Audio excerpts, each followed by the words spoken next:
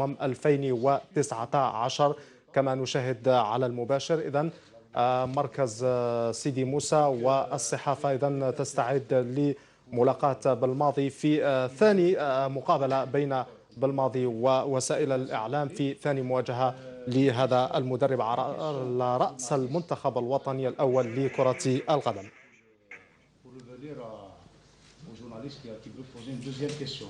Et une question, quand on dit une question, c'est pas quand on prend le micro, on pose deux, trois questions. S'il vous plaît, une question par journaliste. Choisissez la meilleure question. Téléphone surtout. Le téléphone surtout. Le téléphone, oui, bien sûr, éteint. Et que la conférence de presse commence, Inch'Allah. Moi-même, premier. Pas appuyer là. Oui. Bonjour, Monsieur Belmadi. D'abord, une conclusion du premier match par rapport à des joueurs qui ne sont plus là. Et Boulaïar, il y a Boudbouz, Okidja. Et le noyau est toujours présent. On voit que le noyau de l'équipe nationale, il est toujours présent. D'abord, est-ce que ces joueurs-là ont-ils une chance de revenir? Et dans quel cadre rentre cette revue d'effectifs? Bien sûr, des renseignements sur Islam Slimani, qu'on annonce ce forfait. Ok. Avant toute chose... Trois questions déjà, vous dites Avant toute chose... Je confirme ce qu'a dit ce Hamouche. Je m'excuse du retard. La réunion technique a pris plus de temps que prévu. Quand on commence à parler football, on sait quand ça commence, mais on ne sait pas quand ça termine. Donc, excusez-moi pour ça. Donc, par rapport donc tu parles de la liste, les joueurs qui ne sont plus présents. Donc, c'est pratiquement du cas par cas. Hein. C'est pas... Déjà, puisque je suis encore dans une idée de revue d'effectifs, d'une certaine manière. Donc, gagner nos matchs, évidemment, c'est la priorité, mais en même temps, préparer l'avenir et un avenir proche sont aussi importantes. Donc, pour ça, je n'ai que les dates FIFA pour avoir cette revue d'effectifs. Et j'essaye de faire en sorte que, c'est vrai, on pourrait voir la chose comme ça, des joueurs, les 4-5 joueurs qui ne sont pas réapparus dans cette liste-là n'ont pas joué, donc on peut pas dire qu'ils ont démérité, mais les entraînements, pour moi, sont évidemment pas complètement significatifs, mais un petit peu significatifs, et ça me permet... Et même dans les entraînements, je ne dis pas qu'ils ont démérité aussi, mais c'est la seule manière que j'ai de pouvoir voir un peu tout le monde, sans pour autant toucher à une certaine ossature. Donc, pour dire s'ils vont revenir, évidemment, ils vont revenir. Que ce soit Farid, que ce soit Riyad, que ce soit tous ces joueurs-là qui sont venus n'ont absolument pas démérité. Donc on va les revoir, on va leur donner du temps de jeu. Ça me permet de voir d'autres joueurs à l'entraînement, leur comportement, comment ils rentrent un petit peu sur les séances d'entraînement, et voir voilà, c'est la seule manière que j'ai de pouvoir voir un petit peu tout le monde. Islam est blessé, sûrement pour le premier match. Et on verra pour le deuxième, on verra si... On va avoir une discussion avec lui, je préfère d'abord être... Ça date que d'hier, donc on va faire une réunion avec le docteur et lui-même.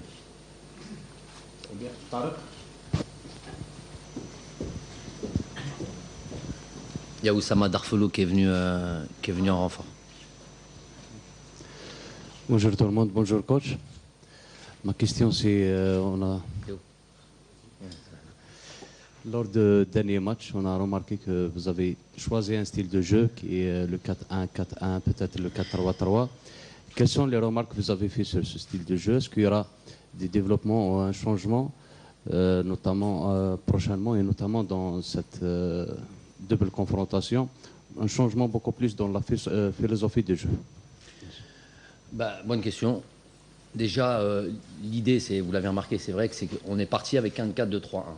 Après, quand on a vu qu'il n'était pas nécessaire d'avoir deux milieux, entre guillemets, plus ou moins un profil défensif, on a fait monter Safir un peu plus. Donc on est passé à un 4-3-3.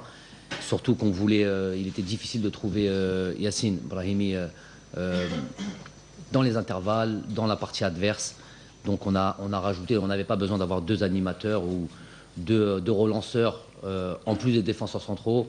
On n'avait pas besoin, donc on a poussé Safir un peu plus haut, c'est ce qui est devenu un 4-3-3 ou un 4-1-4-1, je vois pas trop la différence, mais plus un 4-3-3. Donc c'était ça essayer d'avoir le plus de joueurs possible entre les lignes dans la partie adverse. Les conditions de jeu, évidemment, étaient plus que difficiles, n'ont pas permis d'avoir justement cette fluidité, essayer de trouver nos joueurs. Je répète, entre les lignes, ce qui pouvait faire mal. Donc on a été pour une première, on va dire que ça a été, on va retenir beaucoup plus l'état d'esprit, un peu la solidité, des éléments qui peut-être ça fait quelque temps qu'on n'avait pas vu. Donc les 2 séances d'entraînement ou les deux réelles séances d'entraînement que j'ai pu avoir avant ce match contre la Gambie, j'ai plutôt axé ça là-dessus.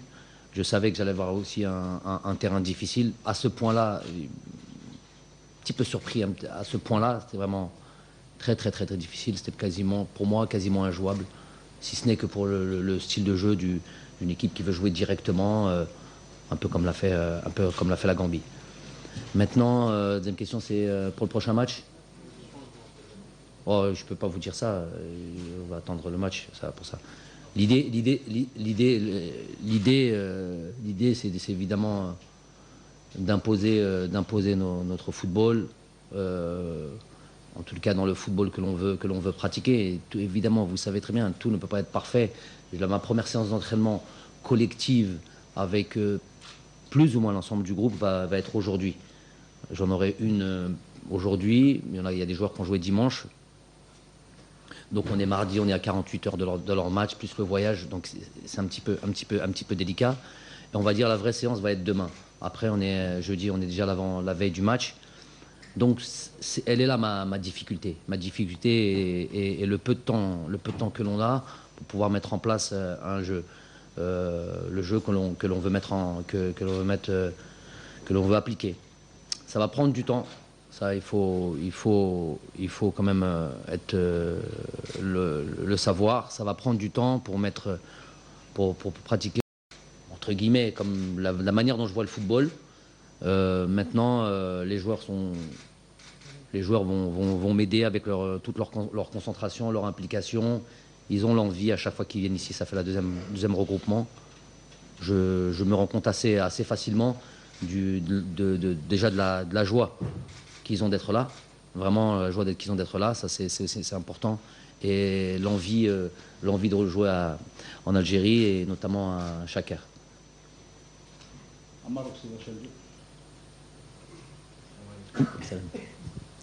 Salam alaikum. Donc voilà, Monsieur Belmadi, le match de vendredi sera le premier match à domicile devant le public algérien. Donc le public qui vous a déjà adopté. Donc la nomination de Belmadi a fait.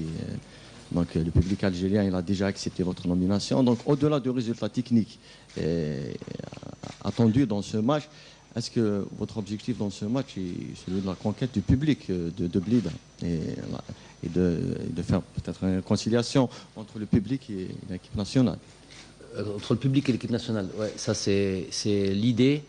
L'idée d'être revenu à Chaker, on en a jamais trop parlé, c'est cette idée de revenir dans un stade qui nous a largement souri, où on a vécu des belles soirées importantes pour l'histoire du football algérien. Un stade où les joueurs se sentent bien. Ça ne veut pas dire qu'ils ne sont pas bien ailleurs, mais c'est là où ils ont ces résultats qui font qu'on est ce qu'on est. En tout cas, dans ce football contemporain entre la Coupe du Monde 2010 et la Coupe du Monde 2014. Donc retrouver ce stade-là qui était pour moi quasiment laissé à l'abandon, en tout cas c'est le constat que j'ai eu au mois de juillet, était pour moi une nécessité dans un premier temps.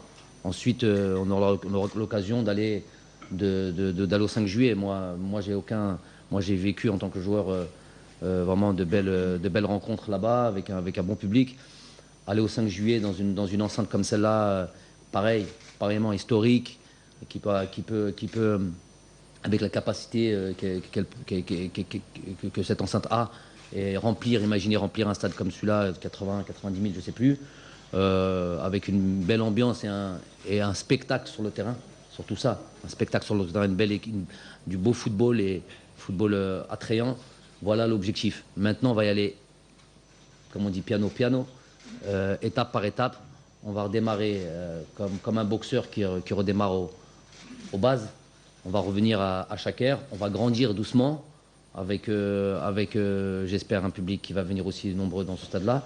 Et nous leur donner ce qu'ils attendent. Je répète, tout ne sera pas parfait. C'est pas possible avec le si peu de temps qu'on a. Mais en tous les cas, le cœur y sera.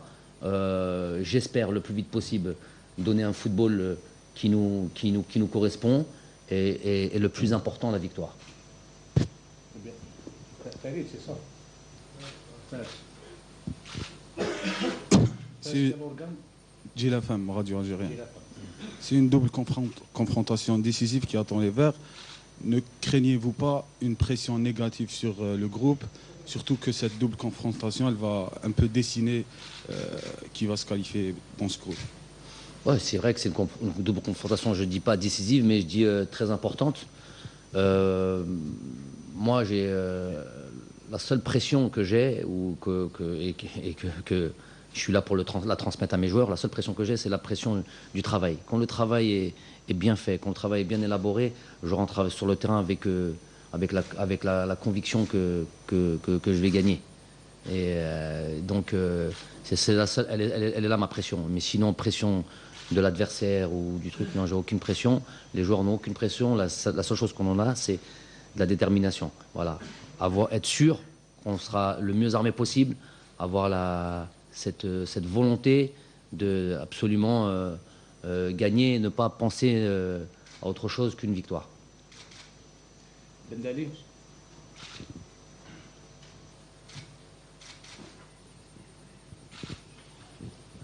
Coach, bonjour.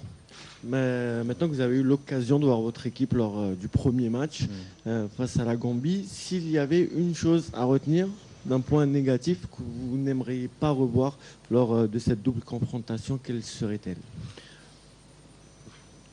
Il y a eu des choses négatives. Je sors justement de cette réunion technique avec les joueurs, on a vu certaines choses. Peut-être, mais je suis obligé d'avoir de l'indulgence par rapport à ça. C'est peut-être par exemple dans la lenteur peut-être de notre jeu et les transmissions. Non, pour ça tu peux laisser le téléphone. Si c'est le téléphone, non, c'est pas le téléphone, c'est d'accord. Ouais, j'ai pour ça, généralement on a les sonneries pour ça. C'est la mosquée Mner. Donc les transmissions un peu plus rapides. Maintenant, le terrain ne favorisait pas ça. Les joueurs contrôlaient un peu trop le ballon parce que justement, ils avaient peur de le perdre. C'était vraiment très, très difficile par rapport à ça. Mais c'est plus ça, peut-être un peu plus de présence dans le camp adverse et notamment dans la surface adverse, avec plus d'envie d'aller faire mal et d'aller marquer. Donc voilà, ça, il y en a d'autres. Hein. Moi, je suis assez exigeant, mais je suis obligé en même temps d'être, je vous l'ai dit, indulgent par rapport au contexte qui était le nôtre là-bas en Gambie. Islam.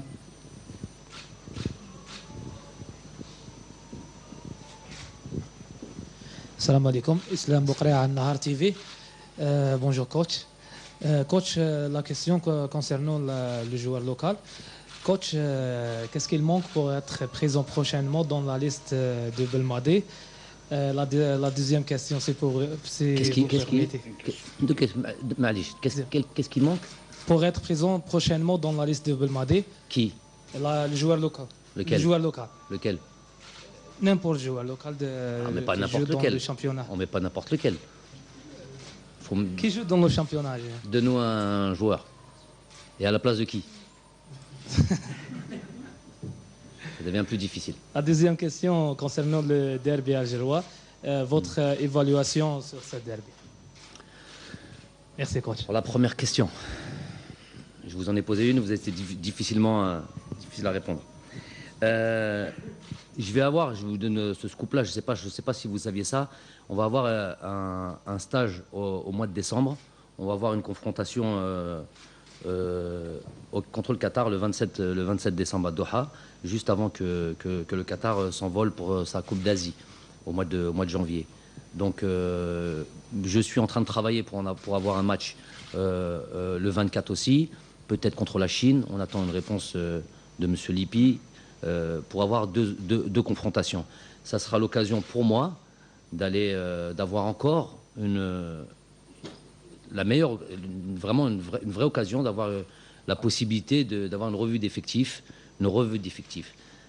Ni joueur local, ni joueur algérien. Une revue d'effectifs de joueurs algériens, et tout en étant tranquille. C'est-à-dire pas un match de qualification, pas un match de truc. Voilà. On peut faire jouer deux équipes sur ces deux matchs-là, si tant est que je peux avoir ces deux matchs-là.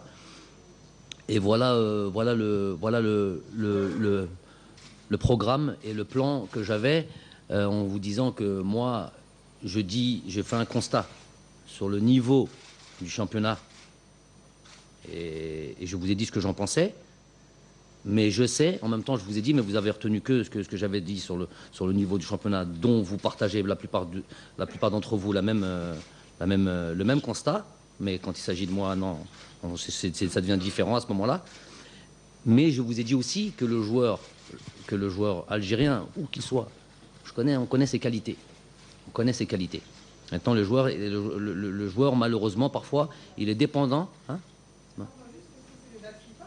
non, c'est pas des dates FIFA en mois de décembre. Justement, ce que je suis en train d'écrire. Non, ce que je suis en train d'expliquer.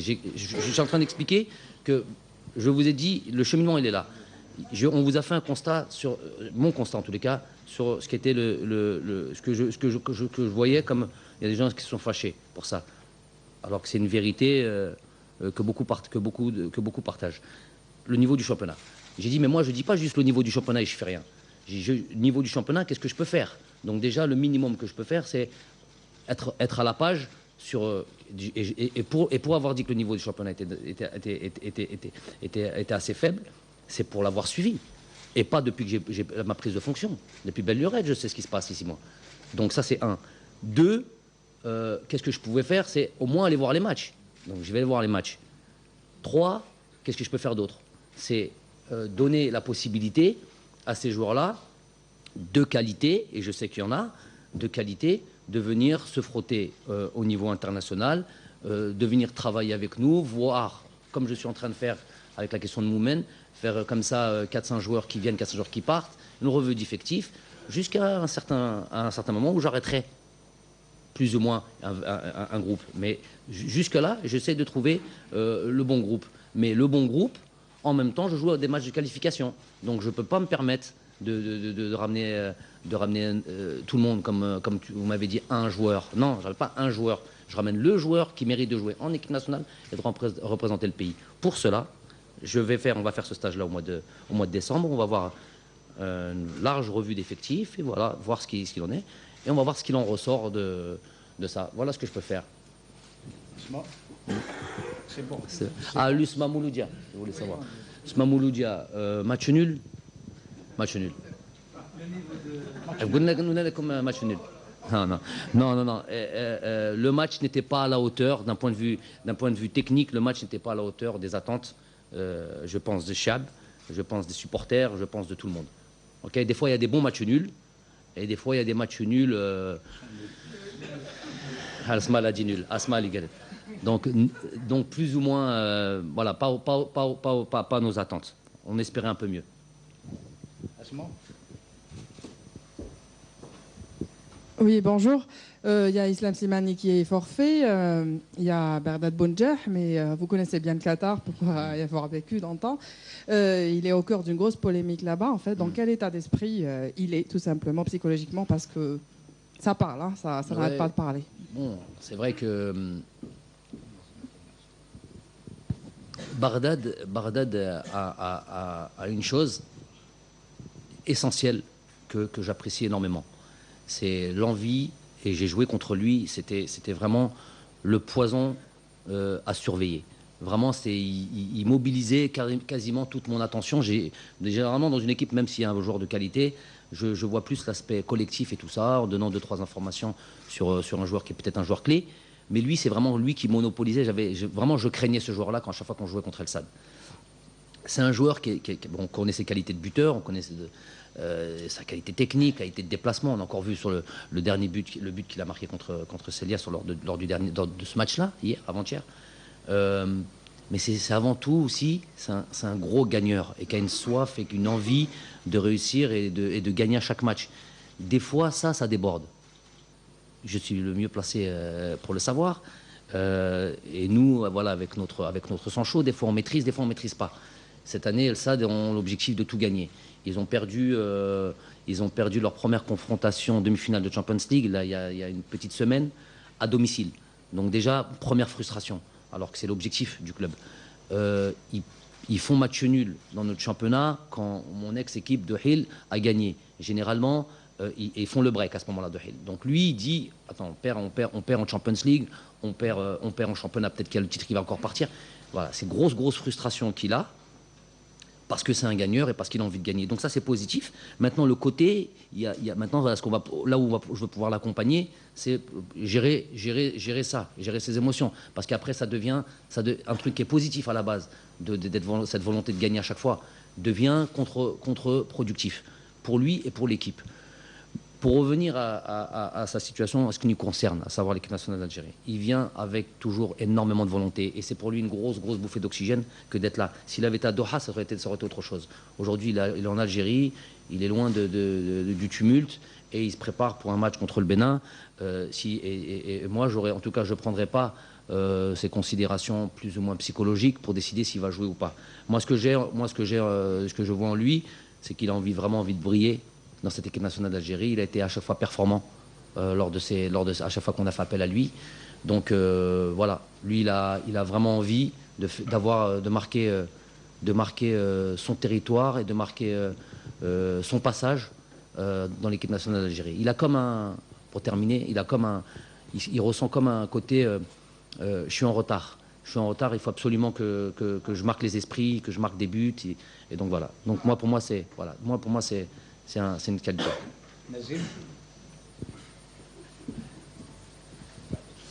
Bonjour coach. Vous avez comparé l'équipe à un boxeur qui se remettait, on va dire, à travailler depuis le début, la base. Quel objectif vous fixez? Quand est-ce que vous pensez être prêt? Quand est-ce que votre boxeur sera prêt, on va dire, à affronter les meilleurs? J'espère affronter les meilleurs. Voilà, c'était la fin de la question. Il faut toujours aller jusqu'au bout. À affronter les meilleurs, voilà. Affronter les meilleurs, c'est la Coupe d'Afrique. Bon, affronter les meilleurs, c'est du temps. Il faut du temps. Ça,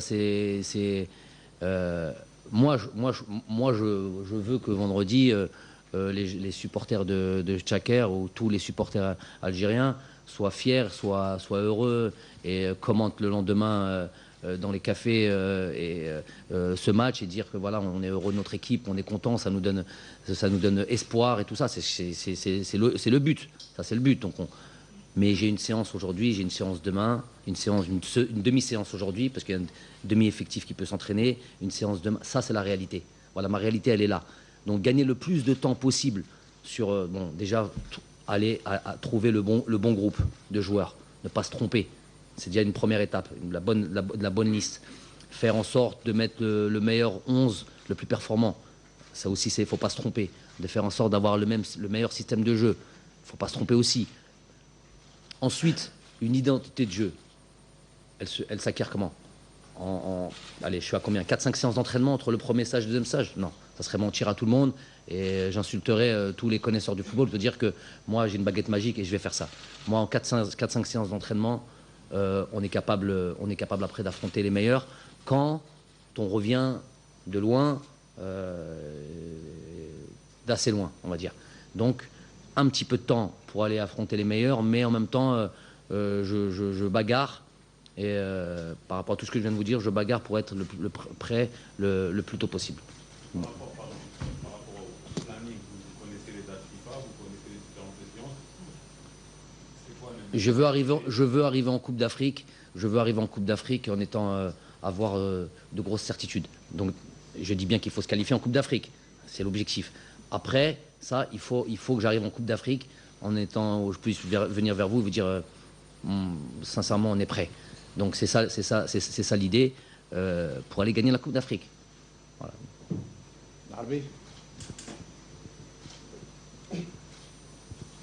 Salam alaikum. Bonjour coach. Le meilleur joueur actuellement, c'est Riyad Mahrez. Il n'arrive pas encore à briller, à se distinguer, à faire la différence en équipe nationale. Faut-il aujourd'hui lui changer de poste ou le mettre carrément sur le banc de touche? Carrément. Pas carrément. Si un jour il va sur le banc de touche, ça ne sera pas carrément. Il ira sur le banc de touche parce qu'il est au milieu de 22 autres internationaux. Donc ce n'est pas une maladie d'aller sur le banc de touche sur un match ou sur deux. Il n'y a pas de problème là-dessus. Moi, je suis plus dans l'idée, après un match, dans des conditions... Comment? Ce qu'il y a avant, je ne suis pas responsable. Moi, je suis responsable de la Gambie. Donc, de la Gambie, au jour d'aujourd'hui, je vous ai expliqué, pour des joueurs comme ça, il faut, pour des joueurs, pas les joueurs juste, de par sa position, il faut quand même un terrain au sens propre du terme, favorable. C'était injouable en truc. Aujourd'hui, de le juger et de lui dire que, oui, la position, elle est sa position. Il peut jouer à droite, il peut jouer à gauche.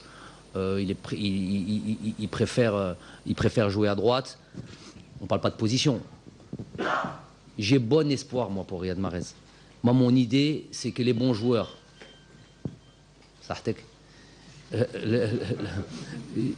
L'idée, c'est quoi? C'est qu'un joueur comme Riyad Mahrez, pourquoi il flambe en Europe et pourquoi il est meilleur joueur de Première Ligue, mais il faut l'aimer, ce joueur-là, quand même.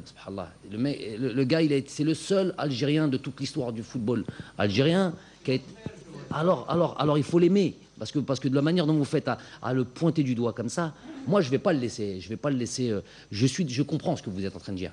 Je sais qu'il est entre ce qu'il fait à Leicester et ce qu'il fait maintenant à Manchester, il a été quand même assez performant ces derniers temps. Il y a une différence entre ce qui monte, il y a un décalage entre ce qui montre en équipe nationale d'Algérie. Il y a peut-être un contexte. Je ne suis pas là pour en parler. Moi, je suis là pour trouver la solution. Moi, Riyad, je dis, il faut l'aimer, il faut lui faire preuve, lui montrer toute notre confiance, le mettre dans les meilleures dispositions. Et lui aussi, il sait ce qu'il doit faire. Lui aussi, il a envie de briller avec son pays. Il vient passer toutes ses vacances à Tlemcen. Tlemcen, il aime son pays, aimez-le un petit peu. Faites-lui savoir que oui, c'est un grand joueur. Et vous verrez, il vous donnera peut-être ce que vous attendez. Yazid. Salam alaikum, bonjour coach. Bon, c'est vrai que ça parle du match de Bénin. Moi, ma question, c'est concernant les déclarations de M. Rabah Saadane, l'ex-DTN. Je pense si je vous pose cette question, c'est parce que votre nom ainsi que le nom de l'entraîneur des gardiens a été cité. Quelle est votre réponse par rapport à ces dires et je vais dire même des accusations? Merci. Fin de conférence, c'est pas mal. Progression. On a bien parlé de football. Vous avez été nommé. Allez, on va répondre comme... Je suis parti quand j'ai entendu ça. Je suis arrivé en Algérie il y a 4 jours à peu près, 3-4 jours, en même temps que mes parents, qui sont aussi arrivés à Mostaganem. Donc on a reçu en tout cas mes parents surtout, hein, le bus est en pleine tête et à la place du chauffeur, M. Saadane. Qu'est-ce que vous voulez que je vous dise? Je sais pas, j'ai essayé. Le premier sentiment, ça a été un sentiment de colère, évidemment, de colère, hein, colère, puisque même quand on entend quand on voit ses parents, ils sont là, si c'était en France, ça aurait été autre chose, mais ils sont là, il y a tous les gens qui sont ils sont pas trop nuancés, ils arrivent, ils balancent les choses comme ça au papa, ils lui disent voilà, ton fils il interdit le restaurant, M. Saadane, il comprend pas mon fils, il reconnaît pas son fils, il comprend même pas ce langage-là. Qu'est-ce que ça veut dire, refuse le restaurant, M. Saadane? Il comprend pas. Donc ça fait mal. Ça fait mal, ça fait même très mal. Donc, premièrement, il y a un sentiment de colère. Hier, on a parlé avec M. Hamouche, je suis parti, j'étais encore dans tous mes états, parce que c'est tellement sordide. C'est tellement sordide, c'est tellement fou, pour parler simplement. Vraiment fou. Et alors, qu'est-ce que je me dis, moi? Je me dis, fut un temps où il y a eu d'autres déclarations comme ça, de M. Saadane, me concernant, il y a très longtemps. Et j'avais 27, 28 ans. Et je me suis dit, à ce moment-là, à distance, on voulait me faire jouer dans ce rôle de, voilà, il a dit ça, qu'est-ce que tu réponds à ça? Je ne sais pas si à l'époque il m'avait interviewé, c'était peut-être pas Moumen, ou là, je sais pas quoi. Il y a très longtemps de ça, je ne sais plus. En 2004, il y a longtemps. Et j'avais pas voulu rentrer dans ce jeu-là, pour une raison. Je me suis dit, j'étais en face de lui, à participer à une Coupe d'Afrique. Il est arrivé au dernier moment, et on n'a jamais, quasiment jamais échangé. Et quand on a échangé, j'ai dit les choses que j'avais à dire face à lui, sans réponse. Mais pas plus que ça. On sort de cette coupe du Monde. C'est lui qui rappelle 2004, donc je vous rappelle 2004, c'est lui qui l'a dit. Donc il rappelle, moi je vous le rappelle de manière, je rentre pas là-dedans, hein, juste de manière superficielle. Donc quand il ça s'excite d'un coup. Calmez-vous. Tranquille, il n'y a pas de problème. Donc quand il rappelle ça, je rentre pas dans ce jeu-là, je me dis, il peut y avoir des dégâts collatéraux, comme il y en a aujourd'hui avec, par exemple, mes parents qui sont en Algérie, malheureusement. Quand je dis malheureusement, en entendant cette histoire, en arrivant. Alors, arrivé, il peut y avoir des dégâts collatéraux, les dégâts de sa famille. La famille ne choisit pas ça. Ne choisit pas ce truc-là. J'ai dit, allez, je vais laisser couler, ça vaut pas le coup. Un jour, je lui dirai en face, parce que c'est la manière dont je procède, un jour, je lui dirai en face, et je lui ferai répéter ce qu'il a été dire à la presse. C'est sa manière de procéder à lui. 4 temps passés, on en arrive à ça, et je me dis, peut-être que déjà j'aurais dû tuer le bébé dans l'œuf, comme dirait l'autre. Peut-être qu'à déjà en 2004 j'aurais dû intervenir, et aujourd'hui il ne serait pas intervenu en disant, je répète, c'est pas des absurdités, c'est très grave ce qu'il dit, mais c'est de la folie. Voilà, si je peux sortir le mot, le mot c'est la folie. Il y a, je vais dire quoi? Je vais dire, si je commence à rentrer dans les détails et je commence à parler de ce qu'il a dit par rapport au restaurant, ou ce qu'il a dit par rapport à Aziz, ce qu'il a, je sais pas, peut-être qu'il n'a pas le droit de respirer, si je peux dire, peut-être que je suis responsable du choléra à Blida, responsable de tout ce qui se passe de mal dans ce truc. Si je commence à rentrer là-dedans, je me dis, je descends à ce niveau-là, si bas. C'est pas que je suis, je me glorifie ou je suis qui que ce soit. Je suis personne. Moi, je suis Jamel Belmadi. Mais le niveau est trop bas. Le niveau est trop fou. Je serais fou moi-même de rentrer là-dedans. Moi, j'ai aujourd'hui un objectif. Je viens, pas aujourd'hui. Je viens en équipe nationale d'Algérie avec le plus grand honneur, la plus grande fierté, mais en laissant derrière moi ma famille, laissant derrière moi un certain confort que beaucoup d'entre nous aimeraient. Et je disais ça avec je viens avec beaucoup de fierté et beaucoup d'honneur. Et pour entendre ce genre de choses, une personne qui était à côté de nous, qui m'a jamais dit un mot. On m'a dit d'aller voir le bureau fédéral, mais moi c'est M. Saadane que je connais au bureau fédéral, d'aller voir à Annaba, on se déplace, on se salue, on se dit les choses en face. Mais c'est entre guillemets le baiser de la mort, ça. C'est aller derrière comme ça et aller raconter des telles inepties. C'est de la folie, c'est limite, c'est un mensonge compulsif, c'est mythomanie. Parlez clairement. Ben, je vous dis les choses telles qu'elles sont. Maintenant, je vais clôturer ça en disant ça. Il y a un terme que tout le monde, on va tous être d'accord là-dessus. Qu'est-ce que je dis? Hasballah wa ni'mal wakil. On est tous d'accord là-dessus. Si de ce qu'il a mis en avant. Et moi, j'ai entendu que une partie, pour être sûr. Pas juste entendre les gens qui me disent « il t'a dit ça, il t'a dit ça ». Non, je voulais être sûr. J'ai vu 15 minutes de ce qu'il a dit, ça me suffisait. Suffit pour me faire mal au cerveau. Qu'est-ce que j'ai dit? Qu'est-ce que je dis? S'il y a 0,001% de ce qu'il a mis en avant de vrai, Inch'Allah, nkhallas fi dunya ou fi l'akhira. On va comme ça? Je paye là et après. Si 0,0001% de ce qu'il a dit est vrai. Tout ce qu'il a dit, faux, archi-faux me concernant. Et je pense concernant la fédération, mais moi je ne suis pas tous les jours dans les bureaux de la fédération. Concernant la fédération, rien de vrai, absolument rien de vrai. C'est fabulé, inventé, créé, à la limite de la démence.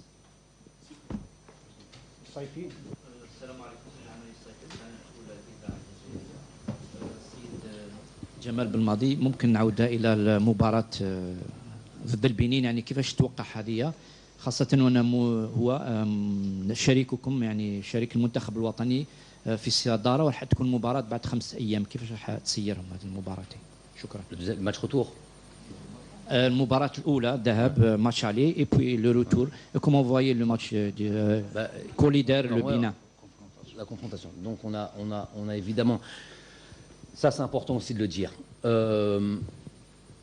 parce que j'ai entendu aussi j'écoute moi aussi, je suis complètement concerné parce qu'on raconte, il y a des choses intéressantes, des choses moins intéressantes pour tous les composants du football algérien. Donc on a parlé par exemple d'une équipe de la Gambie faible. Voilà, généralement ceux qui annoncent des choses comme ça, c'est des fois soit ils connaissent pas, soit ils sont là pour dénigrer. L'équipe de la Gambie, regardez un peu son effectif, regardez un peu le truc. Il y a des joueurs qui jouent en Serie A, des joueurs qui jouent en Série B italienne, des joueurs qui ont marqué des buts en Europa League, plusieurs buts, il y a des joueurs qui jouent en Championship, deuxième division anglaise. Bref, il y avait beaucoup de joueurs. Et ce que je veux dire par là, c'est qu'il n'y a plus de petites équipes en Afrique. Contre qui a joué le Sénégal mondialiste? Qui? Madagascar ou les Comores? Madagascar. Contre qui a joué le dernier champion d'Afrique? Le Cameroun. Contre les Comores. Contre qui a joué, donc 2 matchs nuls. Contre qui a joué le Ghana? Contre le Kenya. Défaite. Donc, il n'y a plus de petites équipes. Au jour d'aujourd'hui, si on voulait se comparer, nous on n'est pas mondialistes. Nous on est mondialistes 2014. On n'est pas le Sénégal. On n'est pas mondialistes. C'est un fait. Je ne dis pas qu'on est moins fort que le Sénégal, mais ils sont mondialistes. On leur accorde ce qu'ils ont fait.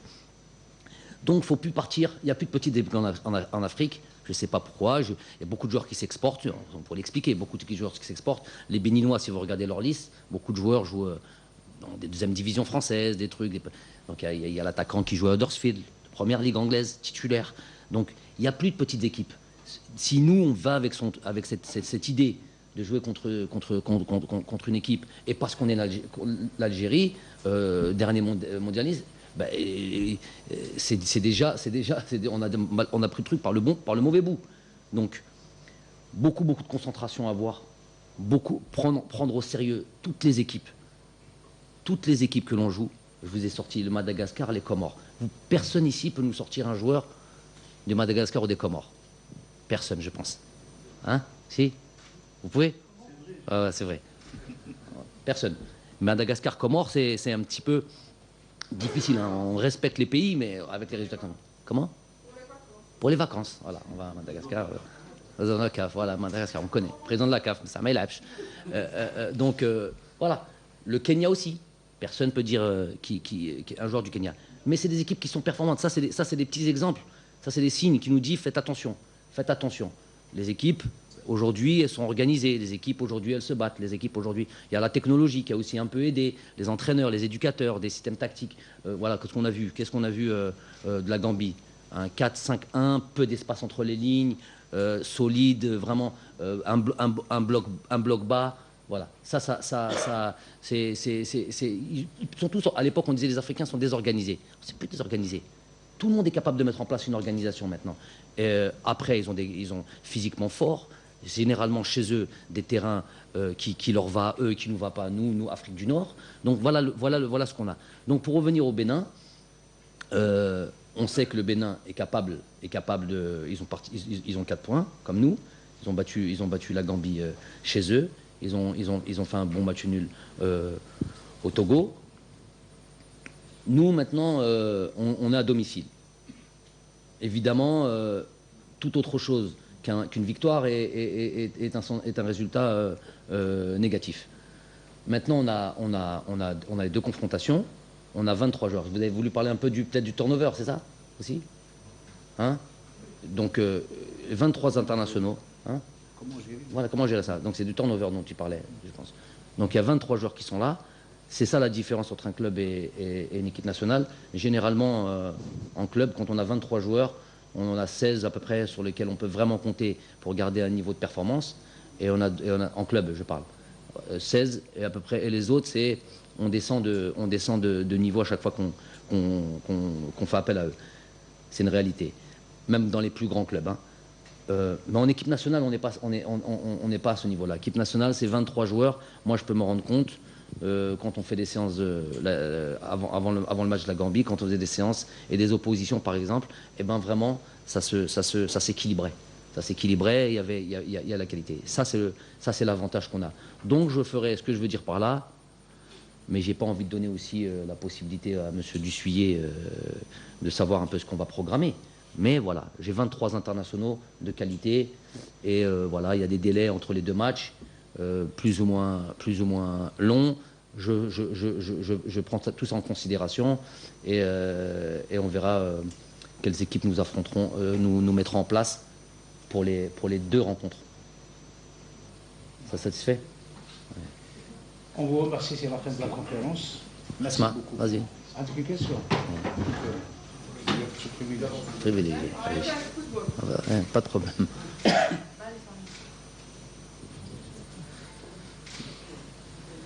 Non, juste pour venir à l'animation du jeu, bon, c'est vrai qu'en Gambie, le terrain ne s'y prêtait pas et tout, mais si on revient un peu en arrière, les meilleures prestations des Verts, notamment sur le plan offensif, c'est avec la présence à gauche de Riyad et à droite de Sofiane. Est-ce qu'il pourrait peut-être replacer, justement, juste pour rebondir sur Riyad, de replacer le joueur, peut-être pour avoir une meilleure qualité devant? Et l'attaquant, c'était qui? C'était Islam. Voilà, donc je pense que c'est un rapport de cause à effet. En mettant Riyad à gauche et Sofiane à droite, on a beaucoup plus de centres là où Islam excelle. Donc là, on a Bagdad, c'est peut-être pas les mêmes profils de joueurs, mais je ne sais pas s'il y a un lien entre le fait que Riyad ou s'il a fait ses meilleurs matchs en sélection à gauche. Je ne sais pas si c'est vraiment un lien. Riyad joue quasiment tout le temps à droite et c'est là où il se sent le mieux. Et si on lui demande où tu préfères, et il est vraiment dans son élément. Et c'est ça qui a fait qu'il a été meilleur joueur de Première Ligue, marqué tant de buts et signé à Manchester City. Donc, mais tout est possible. En deuxième mi-temps contre la Gambie, justement, quand Islam est rentré, j'ai fait ça. J'ai fait ce que tu dis, Asma. J'ai fait Sofiane à droite et Riyad à gauche. Tout est possible. J'ai peut-être la possibilité de faire jouer Sofiane aussi dans un autre registre. Mais tout est à prendre en considération. Moi, je pense que, et pour revenir à ce qu'a dit notre ami, on verra Riyad donner sa pleine mesure très bientôt, Inch'Allah. Merci. C'est bon? Merci à vous.